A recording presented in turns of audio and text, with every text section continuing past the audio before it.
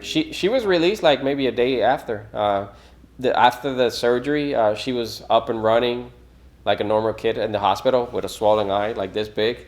So, but she was eating, playing, just like a normal child. And when we got home, it was more like a joyful Sense moment of for us, peace, sense of peace, kind of like coming home and being back home relief. to a normalcy.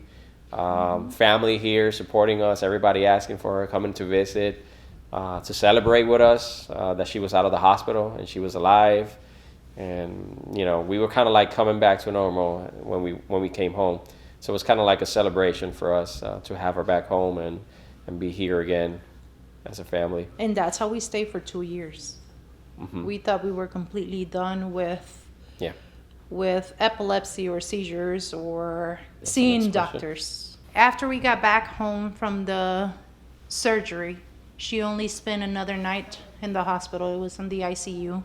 She didn't have any fevers, so they let us go the following day. We came home and we thought we were done. 2 years went by, and that's when we realized the nightmare came back. And it was because for 2 years she was seizure free. She wasn't taking any medications. She didn't have to go through any through the oncologist or anything like that because it was a benign tumor. But after the 2 years seizures, she had a breakthrough seizure.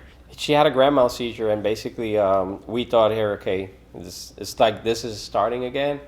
Like we thought she had another tumor or something. We didn't know. Obviously, we were new to all of this. So 2 years after, when she had the grand mal seizure, we went back to the hospital, and then we were to the we were recommended to the oncologist, and then we were referred to the neurologist, which takes care of these cases.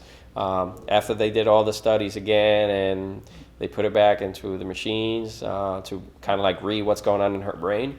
While I was developing what they call complex epilepsy from that tumor, because scar tissue is built up after a surgery, and so they said basically she needs to be on medication. Most likely she can outgrow epilepsy, because what she's going to have now instead of seizures is epilepsy. Kind of like after your second seizure, basically you're diagnosed with epilepsy. That's what they told us. So Paula has epilepsy, so that's what she was diagnosed with. So she went on medication. She needed to be on medication, kind of like as a treatment for her epilepsy. She was taking her medications, and they were making adjustments on medications because nothing was working. She was seizing. I will tell you, a bad day, it was, I would say, 50 to 100 times a day that she was seizing. And I became her shadow. I was always next to her.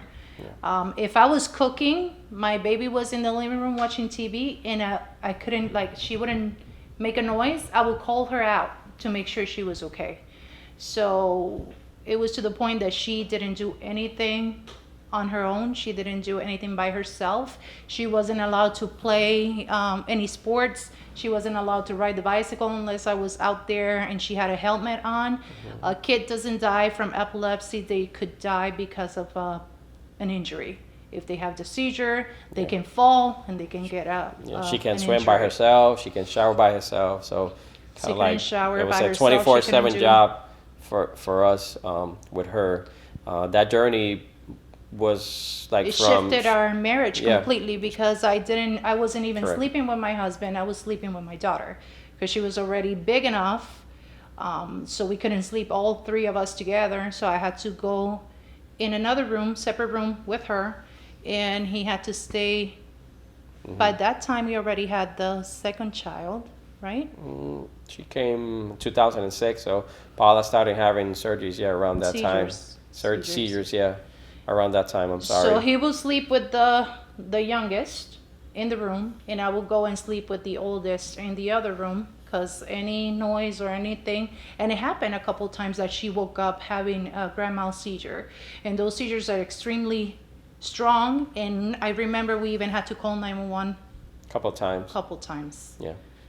Because she wouldn't come out of the seizure on her own without medication. We ended up getting extra medication for emergencies like that if she was to seize for 5 minutes or more, we had to give her a special medication. She was already in school. They would call me from school pretty much daily because she was having seizures at school. So it changed our entire home dynamic. From age 5 to age 11, which was 6 years, into all this, changing medication. She probably went through 10 medications, maybe 2 medications at a time, most of the points, because it was getting stronger and stronger because she was growing. And when the child grows and they develop into, what they call their youth, the hormones change, everything changes, so epilepsy could be a little bit tougher. It's a trigger. It's a trigger for seizures. Mm-hmm. So she was having stronger seizures when she got to middle school. The solution at that time in Orlando, we didn't know. Obviously, there was surgery for epilepsy, but in Orlando, they brought that surgery for the first time in that year, 2012. Mm-hmm. They told us, hey, we're going to open this new surgery in Orlando. Your daughter could be a candidate because she has probably tested most of the medications, and none of them have worked to cure her epilepsy. So basically, we went to these new specialists that came in Orlando. In the midst of those 6 years, we actually met the Lord, which kind of like made us to this point a little stronger, and our faith was stronger, and we were walking with the Lord since 2008, so all the way to 2012. It's already 4 years in. But the solution basically was to do the surgery of epilepsy here in Orlando to kind of like stop seizures or maybe stop medication a little bit to reduce medication. So she could have a little bit of a normal life again. And basically, she became the candidate. We went to the studies here in Orlando. We did all the studies. That was September. They told us they was going to call us in December with the results of if they were going to do the surgery or candidate. She needed to be seen by basically a neurological psychologist, a group of teams of neurosurgeons, neurologists, psychologists. It was a big team that needed to see her because this surgery they needed to open her brain again and remove all the bad tissue and all the bad points that trigger epilepsy in her brain. So it was a very complex operation that was brand new here in Orlando. In December passed and nobody called us to tell us anything. So I ended up calling the group of doctors and told them, hey, it's December, we haven't heard from you. You said in November you were going to get together to let us know when to set up a date because you already have all the studies that happened in September. They said, well, no, everybody was out on vacation, so we have to wait. We're going to meet on this day on December. We waited like 2 extra weeks and nothing. January came after the holidays. Actually, we waited because, I said, well, all the doctors are going to be on holidays and this and that, and most likely they don't set surgeries for, Christmas time. So January came along, I called, and they told us, we still don't know. We haven't met yet. So I called her neurologist, who actually refer us to this team of new doctors that will have that surgery done here in Orlando. That's the same neurologist that has been seeing her since she was 2, since Correct. The brain tumor. Yeah. So we asked her, hey, this is what's going on. Hey, what do you think? She said, well, give them a little time. And I said, well, we don't have no more time because we've been dealing with this for 6 years, and here we go, and we still don't have any answers and what's going to happen coming forward. We have been dealing with this since she was 2 years old. Wow, that's 12 now. It's 10 years. In the meantime, she was taking 10 different pills. Yeah. In one and day. The pills that she had side effects on her. She will actually see things. She lost a lot of weight. When I say a lot of weight, she probably lost maybe like 25 to 30 pounds like in a month because of the pills that she was taking that were so strong. But she was seeing things because the epilepsy pills that she was taking. Also, most of the epilepsy pills that people take is for people who has schizophrenia and mental problems. They all drink on the same depression. And depression. They all drink the same type of medications. So that kind of like had a big side effect on her, and we were suffering a lot because we were seeing her that she was going back and back and back and worse with the medication. My question to the doctor is like, probably God sent me this question because I didn't have the strength to ask this question. I told the doctor pretty much, if Paola was your daughter, what will you do? I mean, I have no more where to go. What would you do if Paola was your daughter? I think God came in, got in the midst of everything at that moment because of, I think our faith and our willingness to fight for Paola at that time. She basically told us, came back and said, hey, Mr. Velez, I know a doctor in Miami that's been doing this surgery since 1980s. His name is such and such.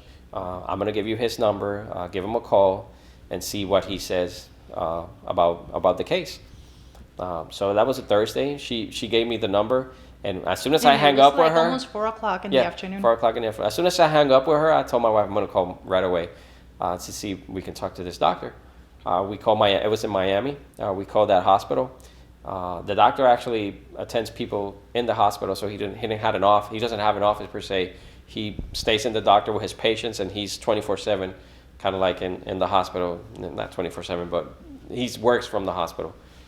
So we call, secretary picks up, and I explain, hey, I'm calling from Orlando. Dr. Such gave us the doctor's number, and I have my daughter who has this case of epilepsy, and she had a brain tumor. And I kind of gave her like a little briefing.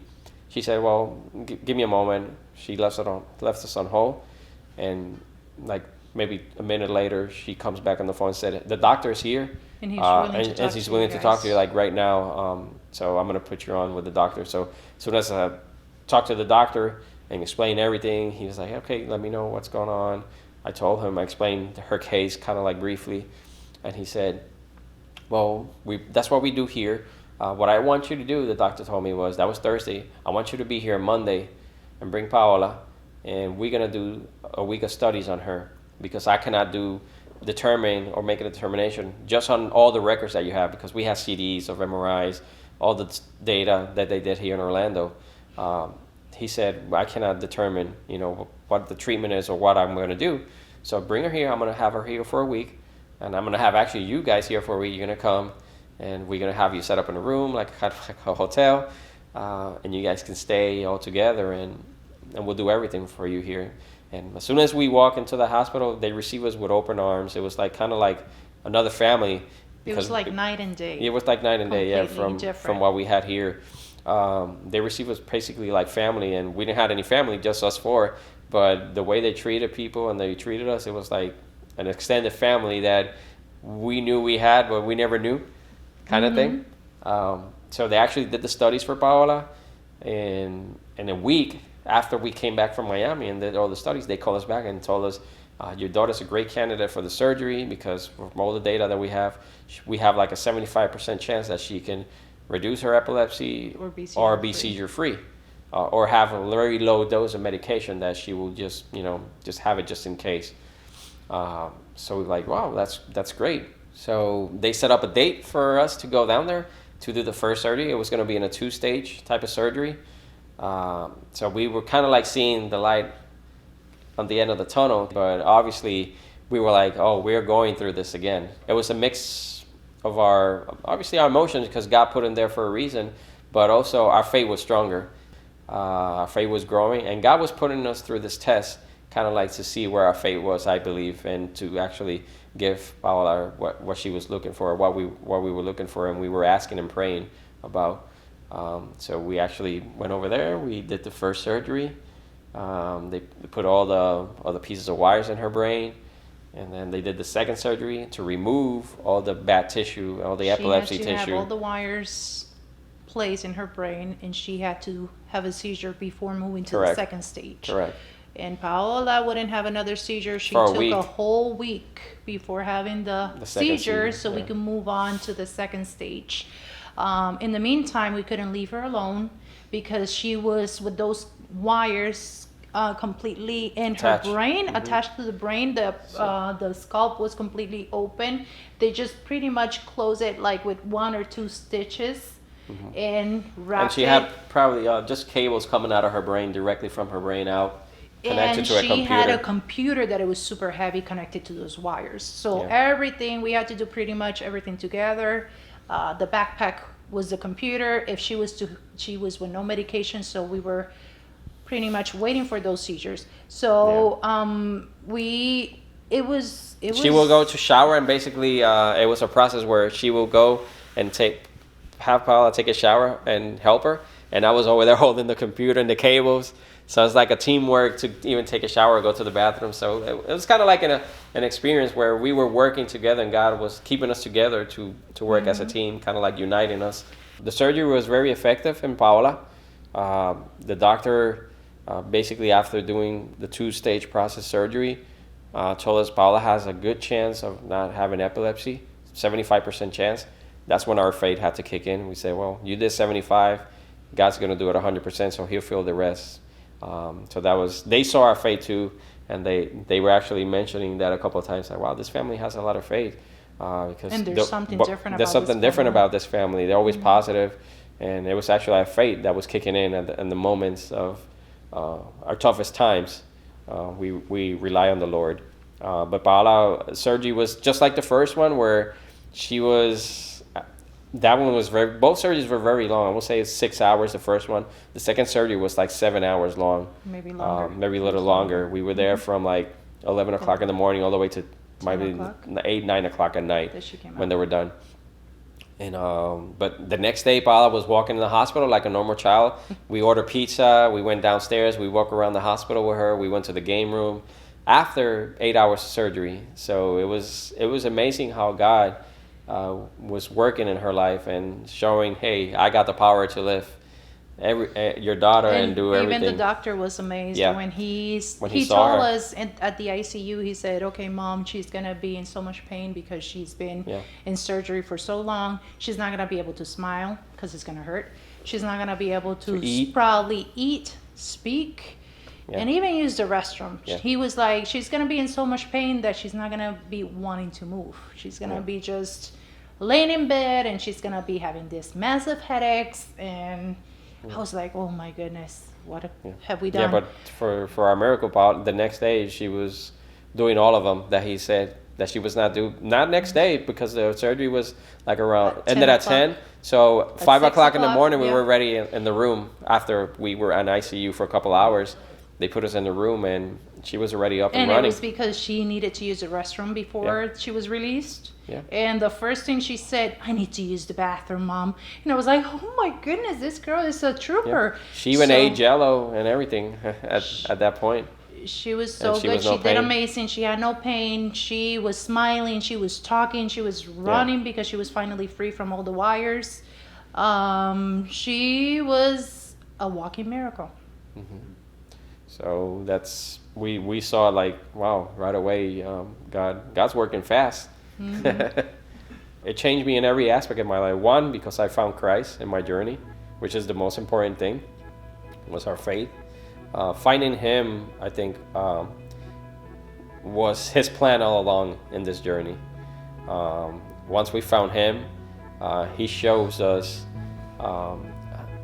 how we were a living testimony to testify about our financial needs, about our health, about healing. I think he was writing our testimony through Paola, and writing Paola's testimony through for her own experience. So it changed everything, and how we believe, how we thought, our thoughts about family. It changed everything in our life. For me, this is how it changed. The value that family has to me is above anything. I don't take a day by granted. Yeah. Like every moment that I get to spend with my children and my husband and in health, to me, you can never put a price to that ever. Like, to me, I don't take a day for granted. I don't take an experience with them for granted. Whoever says that there's not a God, I will say you are completely wrong, because God has spoken to us. He has shown mercy. He has shown his hand upon our family. We have met We have seen him in every process of the way. As a provider, as a healer, as a father, everything, every aspect, he fulfilled, right? Mm-hmm. So he threw us in a journey that he knew. He had the script, he had a pencil in his hand writing everything, and we were just part of the story, and then we figure out as we went. So my perception of marriage has changed tremendously from where we started and to where we ended with Paola in the journey. I think when we found Christ, we knew that Christ had to be the center of our marriage to be successful with everything. So God had to be in the midst of everything that we did. That was the difference between where we started and the perception of marriage that we have now from where we started is completely different, because we didn't first of all, we didn't have the close relationships that we have now, and we didn't have the situations that unfold. So after coming out, we knew that Christ was the rock where we needed to stand to be strong, and He was the foundation. So marriage equals God being the foundation of your marriage. Mm-hmm. It has to be built on that. It had to be built on that. Not only that, I see that, to me, in my case, my relationship and the way I see marriage right now, I see it as a connection when it comes to my spiritual level. Like, God wants to have a relationship with us, and we have to nurture that relationship. We have to make sure we listen to one another. And I see my relationship with my husband just like the relationship I have with God. I need to always remember that God is here all the time, and I need to make sure I have that communication with Him daily, one-on-one, because He pretty much is our example. We have to see how in order for us to have a successful marriage, we have to have a great communication. We have to be able to go through anything together as a team, fighting together, in prayer, fighting together. It's true when they say two became one. That's right. So two have to become one to be able to be successful. It's no longer, hey, you do this part, I do this part. No. We come together and you do 100, I do 100. So two becomes one. Mm-hmm. As a relationship, as a couple, we needed to do a lot of growth. We were 2 kids when we got married. So there was a lot of lessons that needed to be learned that God taught us, and He grabbed us by the hand and said, okay, I'm going to be with you in this journey, and I'm going to teach you what type of relationship. The same relationship that you have with me is the same relationship that you have with each other, and I'm going to show you how that is. I'm not gonna leave you. I'm not gonna forsake you. I'm going to be on your side in your toughest moments. The same promises I made at the altar, which was be with you in health and in happiness and sickness and for poor, for rich. The same way God is with us. He's with us no matter how our condition is. So we learned in our relationship that all those things were true when we were saying those words at the altar for me. So my relationship was pretty much, I grew as a person. I'm still growing as a person and learning because we're not perfect, and we grow every day and we learn new things, and God keeps molding us, and all we got to do is be an empty vessel so we can accept those teachings and keep growing. Once you're an empty vessel, God could keep pouring and pouring and pouring and pouring. And if you have a full vessel and you know everything, then there's no room for Him to pour. So there will always be He showed me that I always have to be an empty vessel and keep learning and keep growing, because He's going to be with us into the end. That was His promise. The lesson, I would say the number one lesson that I have learned from being married is that we are a team, that we are no longer 2 people, we are one, and that united we can conquer anything. Together we can go above and beyond any situation, any tribulation. I don't see myself doing everything and going through everything that I went through unless I had Him by my side, because even though I was the support system for Paola, I needed that support system for myself, and He was there to give me the strength to, sometimes when I was like losing my faith, to remind me, baby, you need to know and understand that the God that we serve is greater than the problem that we're going through.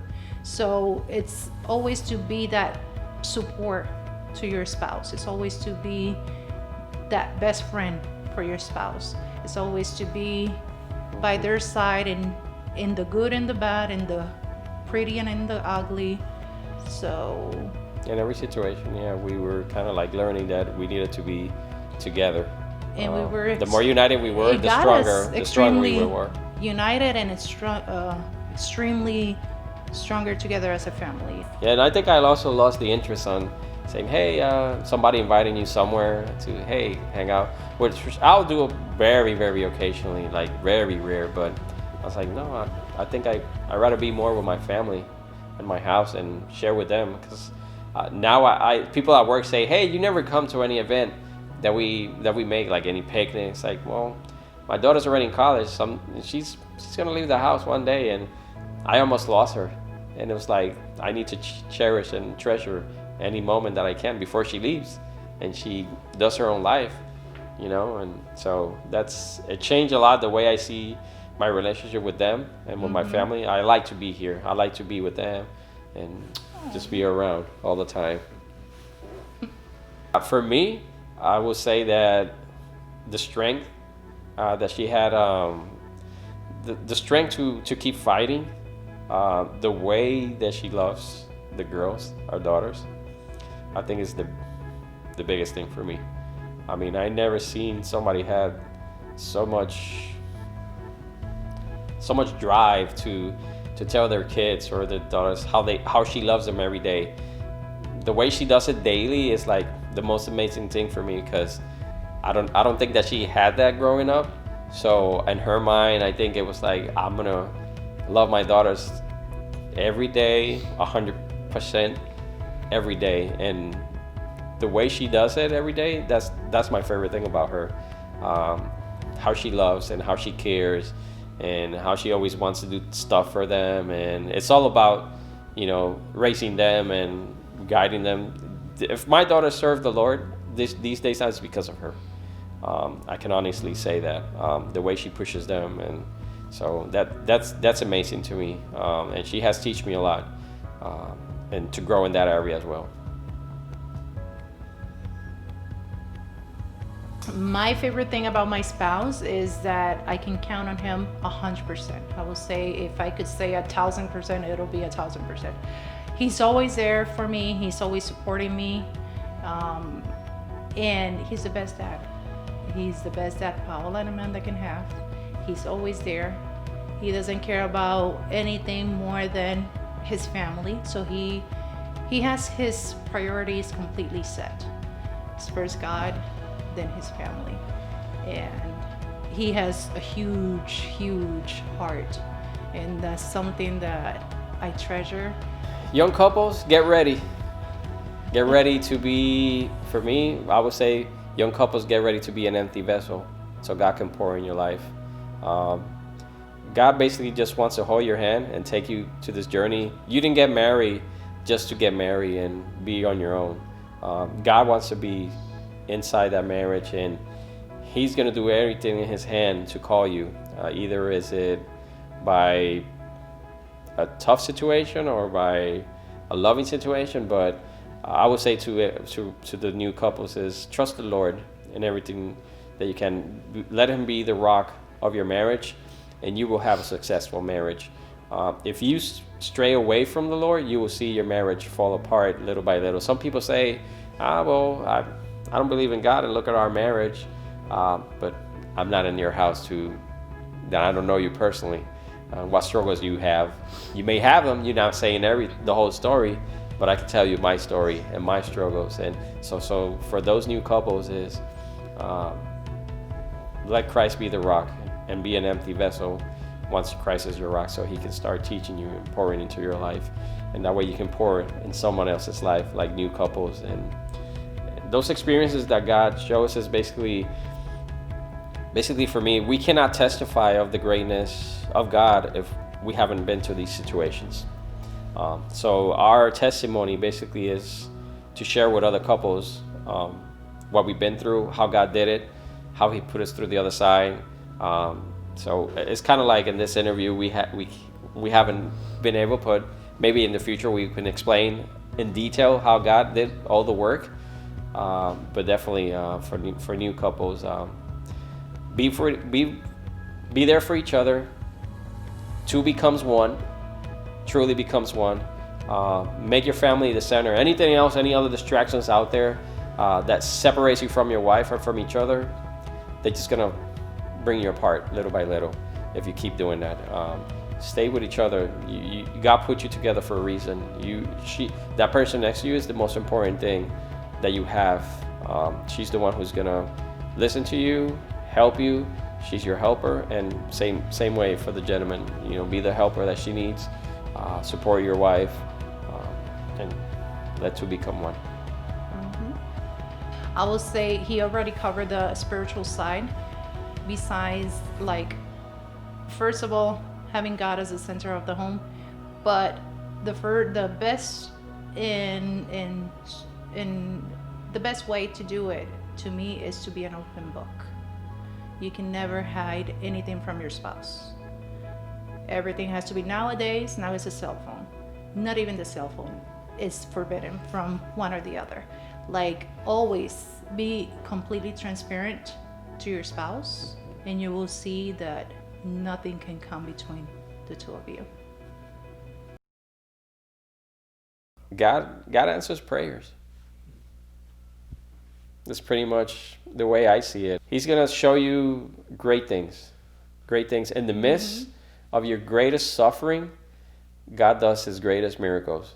How can we testify that God is great and he does miracles if we don't suffer and we go through the things that we go through? So all I can say is God is good and he's faithful.